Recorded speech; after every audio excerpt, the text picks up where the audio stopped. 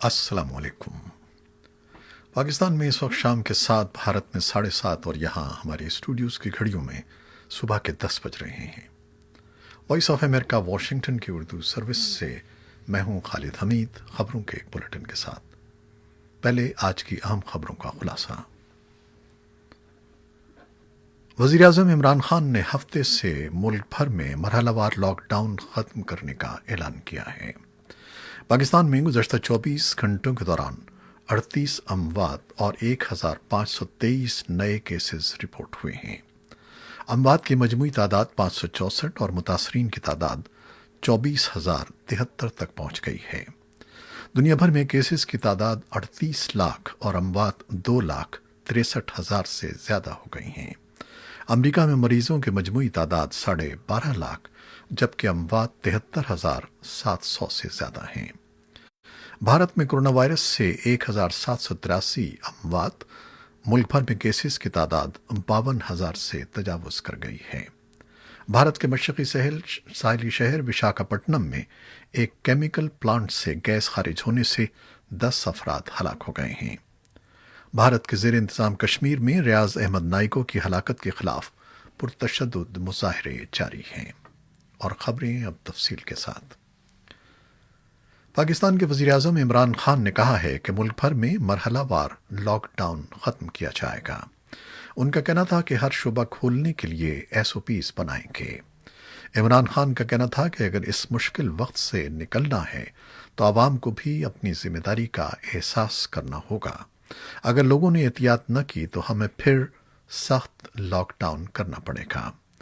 وزیر اعظم نے بتایا کہ پوری دنیا شرائط کے تحت لاک ڈاؤن ختم کر رہی ہے، لہٰذا پاکستانی قوم کو بھی ان شرائط یا SOPs پر عمل کرنا ہوگا۔ وفاقی وزیر منصوبہ بندی اسد عمر نے لاک ڈاؤن کھولنے سے متعلق فیصلوں سے آگاہ کیا۔ ان کا کہنا تھا کہ تمام فیصلے مشاورت سے کیے گئے ہیں۔ چھوٹی دکانیں کھولنے کی اجازت دی گئی ہے۔ اسد عمر کا کہنا تھا کہ سحری کے بعد دکانیں کھولنے کی اجازت ہوگی جو شام 5 بجے تک کھلی رہیں گی۔ یہ دکانیں ہفتے میں 2 روز بند بھی رہیں گی، البتہ خوراک سے متعلق دکانیں اور میڈیکل سٹورز پورے ہفتے کھلے رہیں گے۔ اسد عمر کا کہنا تھا کہ ہسپتالوں کے آؤٹ ڈور شعبہ جات کھولنے کی بھی اجازت دی گئی ہے۔ ان کا کہنا تھا کہ اسکول کی چھٹیوں میں مزید توسیع کر دی گئی ہے۔ وفاقی وزیر تعلیم شفقت محمود کا کہنا ہے کہ تعلیمی ادارے اب 15 جولائی تک بند رکھے جائیں گے۔ تمام بورڈز امتحانات نہیں لیں گے۔ گزشتہ تعلیمی سال کی کارکردگی پر بچوں کو اگلی کلاسوں میں پروموٹ کیا جائے گا۔ شفقت محمود کا کہنا تھا کہ یونیورسٹیز میں داخلے 11ویں جماعت کے نتائج جبکہ کالجز میں داخلے 9ویں جماعت کے نتائج کی بنیاد پر کیے جائیں گے۔ شفقت محمود کے بقول یہ فیصلہ بچوں کی صحت کو مد نظر رکھتے ہوئے کیا گیا ہے۔ ان کا کہنا تھا کہ یہ تمام فیصلے چاروں صوبوں کی مشاورت سے کیے گئے ہیں۔ پاکستان کے دفتر خارجہ کی ترجمان عائشہ فاروقی کا کہنا ہے کہ کرونا وائرس کی وجہ سے دنیا کے مختلف ممالک میں پھنسے ہوئے 19,000 سے زائد پاکستانی شہریوں کو وطن واپس لایا جا چکا ہے۔ اسلام آباد میں ہفتہ وار نیوز بریفنگ کے دوران ان کا کہنا تھا کہ 1 لاکھ سے زائد مزید پاکستانی شہری دنیا کے مختلف ممالک سے وطن واپسی کے منتظر ہیں۔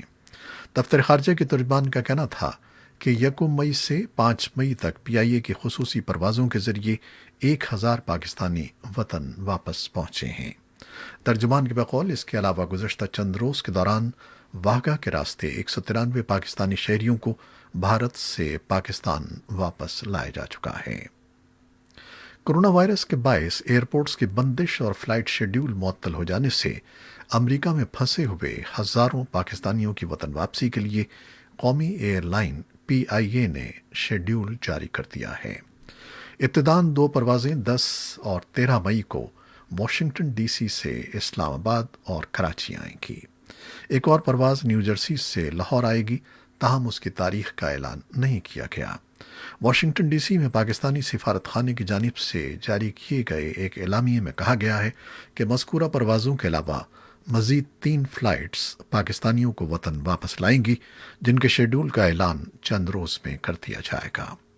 امریکہ کی مختلف ریاستوں میں پھنسے پاکستانیوں کو وطن واپس لانے کے لیے پاکستانی حکومت کی درخواست پر امریکہ نے 12 خصوصی براہ راست پروازیں چلانے کی اجازت دی ہے جو 1 ماہ کے اندر آپریٹ ہوں گی۔ جن پاکستانیوں نے پہلے ہی ایمبیسی اور قونصلیٹ میں رجسٹریشن کرا رکھی ہے ان سے خصوصی پروازوں کے لیے خود رابطہ کیا جائے گا۔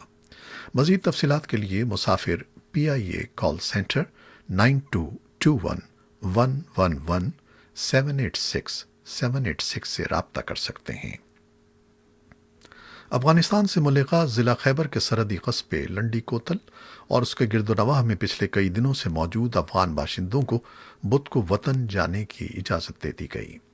حکام کے مطابق ان لوگوں کو انسانی ہمدردی کی بنیاد پر وطن واپسی کی اجازت دی گئی ہے۔ اس سلسلے میں منگل کو پشاور میں ایک اجلاس میں پاکستان میں پھنسے افغان باشندوں کی وطن واپسی کا فیصلہ ہوا تھا۔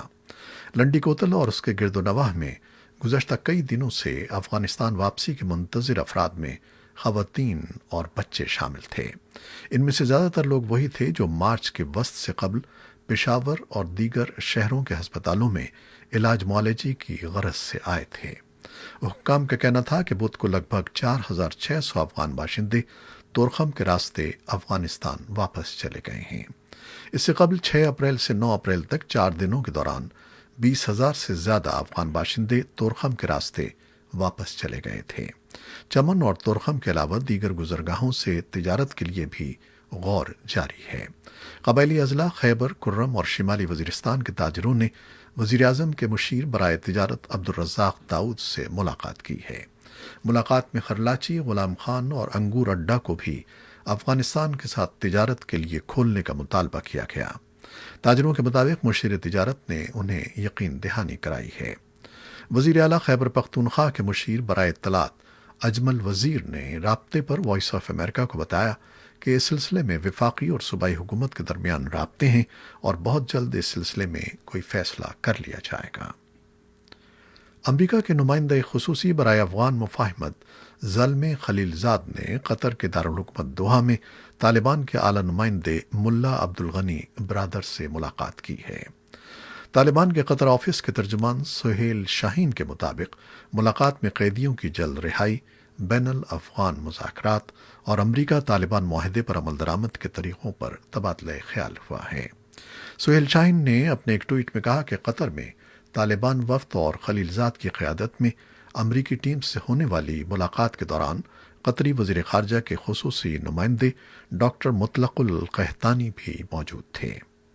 تاہم ملاقات سے متعلق ابھی تک امریکہ کے حکام کی جانب سے کوئی بیان سامنے نہیں آیا ہے۔ امریکی نمائندہ خصوصی برائے افغان مفاہمت نئی دہلی میں بھارتی عہدیداروں سے بھی ملاقات میں افغانستان اور خطے میں پائیدار امن میں بھارتی کردار پر تبادلہ خیال کریں گے۔ بھارت کے بعد زلمے خلیل زاد اسلام آباد جائیں گے، جہاں وہ پاکستانی عہدیداروں سے ملاقات میں افغان امن عمل سے متعلق بات چیت کریں گے۔ خلیل زاد کا تازہ ترین دورہ ایسے وقت میں ہو رہا ہے جب امریکہ کی جانب سے طالبان اور افغان حکومت پر مسلسل امن معاہدے پر عمل درآمد کرنے پر زور دیا جا رہا ہے۔ بھارت کے مشرقی ساحلی شہر وشاکھاپٹنم میں ایک کیمیکل پلانٹ سے گیس خارج ہونے سے 10 افراد ہلاک ہو گئے ہیں، جبکہ سینکڑوں متاثرہ افراد کو ہسپتال منتقل کر دیا گیا ہے۔ انتظامیہ نے ہلاکتوں میں اضافے کا خدشہ ظاہر کیا ہے۔ ایک مقامی پولیس افسر کے مطابق گیس لیکیج 5000 ٹن کے 2 ٹینکوں سے ہوئی ہے جو ایک کیمیکل پلانٹ میں بنائے گئے تھے۔ کورونا وائرس کے پیش نظر لاک ڈاؤن کے باعث مذکورہ پلانٹ مارچ کے اواخر سے بند تھا۔ بھارتی خبررساں ادارے ANI کے مطابق گیس لیکیج کے واقعے میں اب تک 10 افراد ہلاک ہوئے ہیں۔ ہلاکتوں میں مزید اضافے کا خدشہ بھی ظاہر کیا جا رہا ہے۔ بھارت کے زیر انتظام کشمیر میں سرگرم عسکری تنظیم حزب المجاہدین کے آپریشنل کمانڈر ریاض احمد نائکو عرف محمد بن قاسم کی ہلاکت کے خلاف پرتشدد مظاہروں کا سلسلہ جمعرات کو دوسرے دن بھی جاری رہا۔ تاہم حکام کا کہنا ہے کہ بدھ کے مقابلے میں ان کی شدت نسبتاً کم تھی اور صورتحال مجموعی طور پر پرامن رہی۔ بدھ کو جنوبی ضلع پلوامہ میں سرکاری دستوں کے ساتھ ہوئی ایک جھڑپ کے دوران ریاض نائکو اور ان کے قریبی ساتھی کی ہلاکت کے بعد علاقے میں بڑے پیمانے پر مظاہرے شروع ہو گئے تھے۔ حفاظتی دستوں نے کئی مقامات پر پتھراؤ کرنے والے ہجوموں پر قابو پانے کے لیے طاقت استعمال کی۔ حفاظتی دستوں کی فائرنگ اور چھرے والی بندوقوں کے استعمال کے نتیجے میں ایک شخص جس کی شناخت جہانگیر یوسف وانی کے طور پر کی گئی ہے جاں بحق اور تقریباً 1.5 درجن افراد زخمی ہو گئے۔ عینی شاہدین کا کہنا ہے کہ 32 سالہ جہانگیر کے گردن میں گولی لگی تھی۔ زخمیوں میں سے کم ایک کی حالت تشویشناک بتائی جاتی ہے۔ پلوامہ کے بیگ پورہ علاقے میں جہاں عسکریت پسندوں اور حفاظتی دستوں کے درمیان جھڑپ ہوئی تھی، جمعرات کو عوامی مظاہروں اور ان کے دوران غم و غصے سے بپھرے نوجوانوں اور حفاظتی دستوں کے درمیان وقفے سے تصادم ہونے کا سلسلہ جمعرات کو دوسرے دن بھی جاری رہا۔ وادی کشمیر کے کئی دوسرے علاقوں سے بھی اسی طرح کے مظاہروں کی اطلاعات ملی ہیں، تاہم پولیس حکام نے انہیں معمولی بلکہ ناقابل ذکر واقعات قرار دے دیا۔ انہوں نے کہا کہ بیگ پورہ میں جمعرات کی صبح چند شرپسند عناصر نے امن و امان میں رخنہ ڈالنے کی کوشش کی تھی، جس سے ناکام بنا دیا گیا۔ بھارت کے زیر انتظام کشمیر کے 3 فوٹو جرنلسٹس کو صحافت کے سب سے بڑے ایوارڈز پولیٹزر پرائز سے نوازے جانے کا معاملہ بھارت میں ایک نئی سیاسی تنازع کی وجہ بن گیا ہے۔ پولیٹزر پرائز کی انتظامیہ نے پیر کو 15 صحافتی اداروں اور صحافیوں سمیت کتب، ڈرامے اور میوزک کیٹیگریز کے لیے بھی ایوارڈ جیتنے والوں کا اعلان کیا تھا۔ پولیٹزر پرائز کی انتظامیہ نے امریکی خبررساں ادارے ایسوسی ایٹڈ پریس سے وابستہ کشمیری صحافیوں چھنی آنند، مختار خان اور ڈار یاسین کو ایوارڈ دینے کا اعلان کیا تھا۔ ان صحافیوں نے گزشتہ سال بھارت کے زیر انتظام کشمیر کی نیم خود مختار حیثیت ختم کرنے کے بھارتی اقدامات کے بعد کی صورتحال کی کوریج کی تھی۔ جموں و کشمیر سے تعلق رکھنے والے 3 صحافیوں کو انعام ملنے پر حزب اختلاف کی جماعت کانگریس کے لیڈر راہل گاندھی نے ایک ٹویٹ کر کے انہیں مبارکباد دی اور کہا کہ بھارت کو ان پر فخر ہے۔